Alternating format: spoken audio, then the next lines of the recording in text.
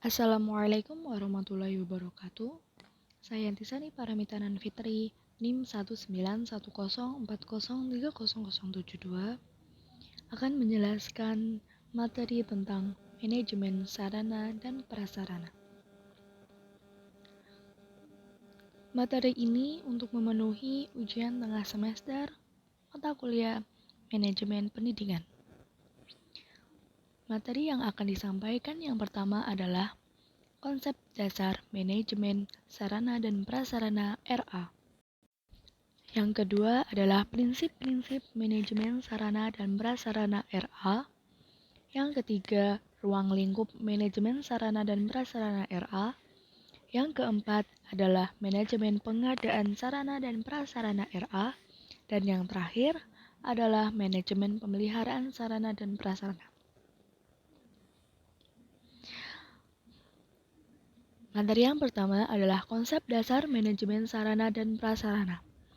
Menurut Fatah, dalam Minarti 2012 halaman 248, manajemen merupakan seni untuk melaksanakan pekerjaan melalui orang-orang untuk mencapai tujuan yang telah disepakati. Menurut Mulyasa, dalam buku Minarti 2012 halaman 252, mengemukakan bahwa sarana pendidikan adalah peralatan dan perlengkapan yang secara langsung dipergunakan dan menunjang proses pendidikan, khususnya proses belajar mengajar, seperti gedung, ruang kelas, meja, kursi, serta alat-alat dan media pengajaran. Sehingga manajemen sarana prasarana merupakan keseluruhan proses perencanaan, pengadaan, pendayagunaan, dan pengawasan sarana dan prasarana yang digunakan agar tujuan pendidikan di sekolah dapat tercapai dengan efektif dan efisien. Prinsip-prinsip manajemen sarana dan prasarana. Prinsip pencapaian tujuan. Sarana prasarana akan dikatakan berhasil apabila fasilitas selalu siap pakai. Sehingga di sini sarana prasarana harus siap sedia, harus berfungsi terus. Selanjutnya adalah prinsip efisien. Pengadaan sarana prasarana dilakukan dengan seksama dan pemakaian barang dengan hati-hati. Sarana prasarana dalam RA harus digunakan dengan hati-hati agar selalu bisa dipakai dan awet. Prinsip administratif. Manajemen sarana dan prasarana harus selalu memperhatikan UU, peraturan, instruksi, dan petunjuk teknis. Sarana dan prasarana harus mengikuti UU karena agar pengguna tidak tidak menyepelekan dan bisa berhati-hati dalam menggunakan sarana prasarana. Prinsip kekohesifan. Manajemen sarana prasarana harus direalisasikan dalam bentuk proses kerja. Selanjutnya adalah konsep kejelasan tanggung jawab. Manajemen sarana prasarana harus memiliki tanggung jawab yang jelas. Tanggung jawab yang jelas ini ditujukan kepada orang-orang yang menggunakan sarana dan prasarana. Karena jika orang-orang tidak tanggung jawab, barang-barang akan mudah rusak dan barang-barang tidak digunakan dengan berhati-hati. Selanjutnya adalah ruang lingkup manajemen sarana dan prasarana RA.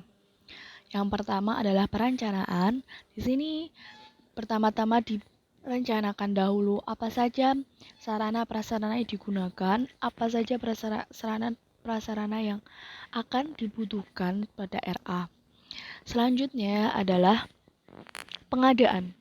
Nah, dalam pengadaan ini seperti membeli atau membuat seperti itu. Pengadaan adalah mengadakan barang-barang yang dibutuhkan dalam perencanaan sebelumnya. Selanjutnya adalah pengaturan. Pengaturan ini adalah mengatur bagaimana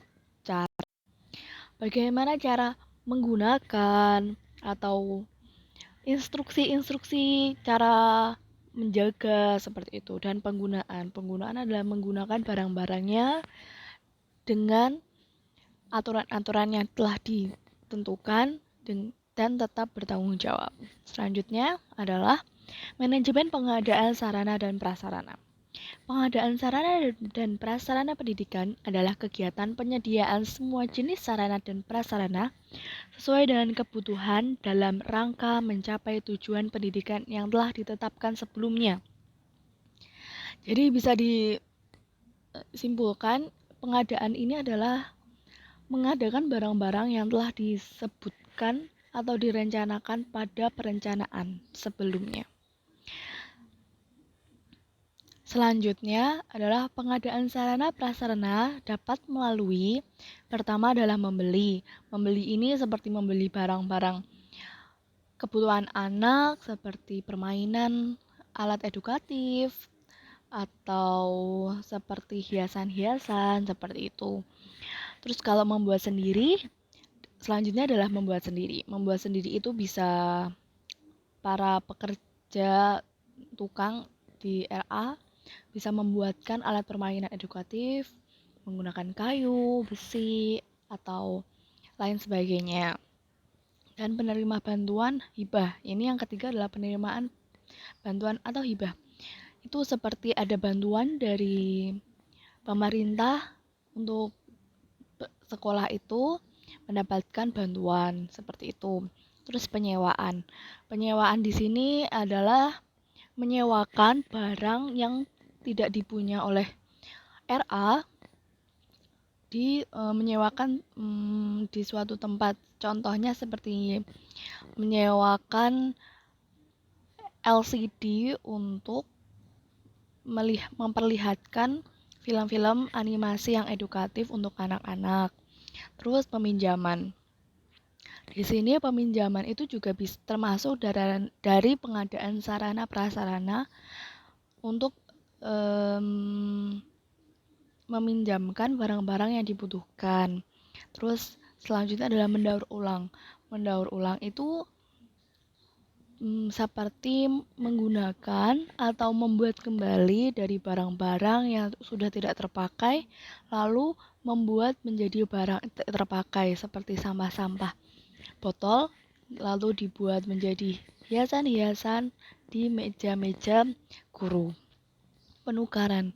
Nah, penukaran di sini bisa dikatakan menukarkan barang-barang yang masih bisa dipakai dengan barang yang lain. Selanjutnya adalah perbaikan atau rekonstruksi. Ini yang paling sering karena agar tidak menghabiskan banyak uang, ini barang-barang bisa diperbaiki seperti ada mainan yang besar-besar, mainan yang outdoor itu rusak, bisa diperbaiki seperti itu. Selanjutnya adalah manajemen pemeliharaan sarana dan prasarana RA. Nah, pemeliharaan merupakan perawatan atau penjagaan suatu barang dari kerusakan sehingga barang tersebut tetap dalam kondisi yang baik dan siap saat digunakan. Nah, perawatannya itu ada 4. Yang pertama adalah perawatan terus-menerus. Jadi itu adalah perawatan yang dilakukan terus-menerus, continue. Ya, seperti pembersihan barang-barang atau ruangan, kayak tiap hari itu kan ruangannya disapu atau dipel, terus mainannya dilap biar tidak berdebu, kayak gitu.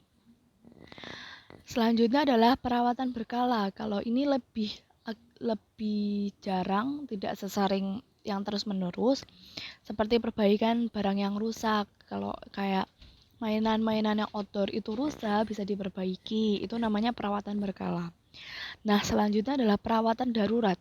Ini dilakukan apabila barang yang rusak dan membahayakan. Rusak dalam artian jika rusak tapi kita perlu, nah ini bisa langsung diperbaiki, namanya ini perawatan darurat. Atau ada alat atau barang yang sangat berbahaya, ini rusak dan akan membahayakan orang lain, maka ini harus cepat-cepat diperbaiki agar tidak membahayakan orang lain. Ini namanya perawatan darurat. Dan yang terakhir adalah perawatan preventif. Perawatan ini dilakukan berkala pada waktu tertentu seperti memeriksa. Nah, memeriksanya itu seperti apakah ada barang-barang yang rusak, terus memberikan oli-oli pada mainan-mainan yang bergerak, terus Penggantian suku cadang. Penggantian suku cadang ini dengan barang-barang yang menggunakan mesin-mesin seperti itu. Baik, sudah cukup materi kali ini. Terima kasih sudah melihat dan mendengarkan. Kurang lebihnya mohon maaf. Wassalamualaikum warahmatullahi wabarakatuh.